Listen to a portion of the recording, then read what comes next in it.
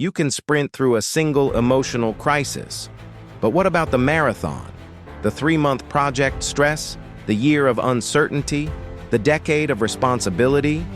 Mental stamina gets all the attention, but emotional endurance is what separates those who survive from those who thrive long-term.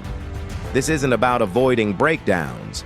It's about building the capacity to withstand prolonged emotional load without crumbling. Research reveals emotions have endurance fibers just like muscles.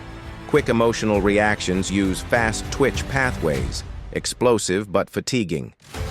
Emotional endurance uses slow twitch pathways, sustainable, oxygen-efficient, built for duration. Most people only train the explosive reactions.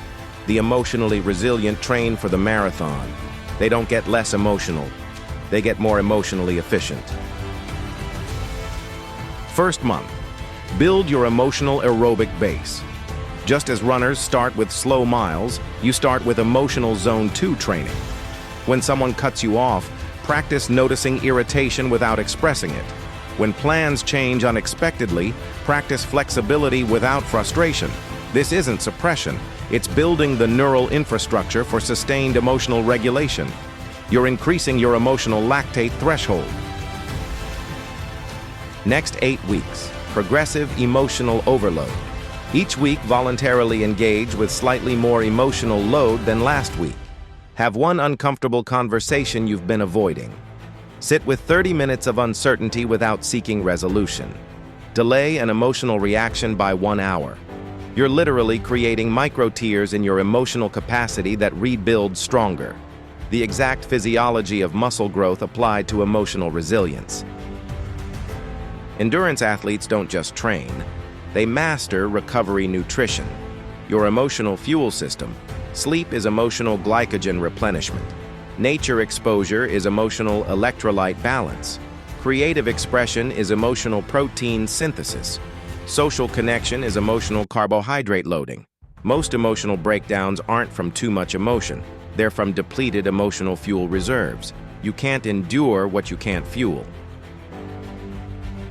Marathoners know, sprint the start, walk the finish. Emotional endurance follows the same pacing. When a long-term challenge begins, conserve emotional energy.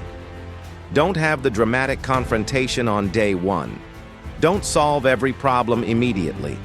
Pace your emotional expenditure across the entire duration. Save peak emotional capacity for when it matters most, usually the final stretch.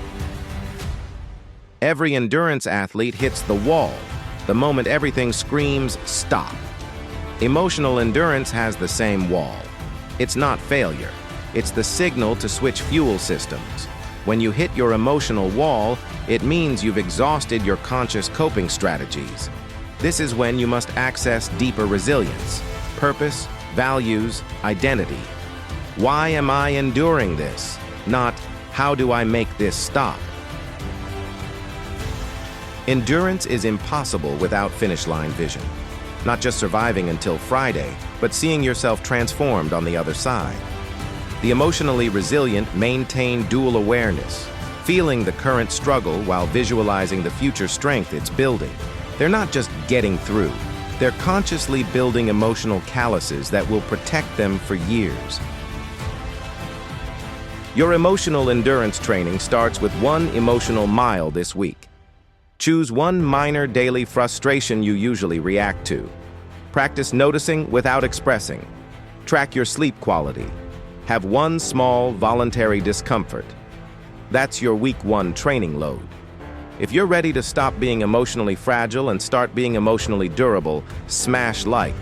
It fuels this channel's mission. Subscribe and hit notification bell. Next week, how to recover from emotional exhaustion faster. Your endurance journey doesn't begin with a crisis. It begins today, in the quiet moments between.